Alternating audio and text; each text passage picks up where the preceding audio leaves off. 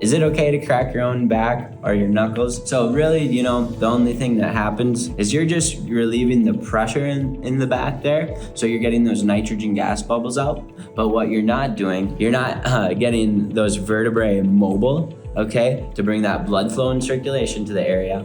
And then you are not getting the vertebrae aligned and getting them forward to stimulate the nerves. It's just much better to have a chiropractor adjust your back, okay, so you can get that mobility, blood flow and circulation, and most importantly, stimulate the nerves.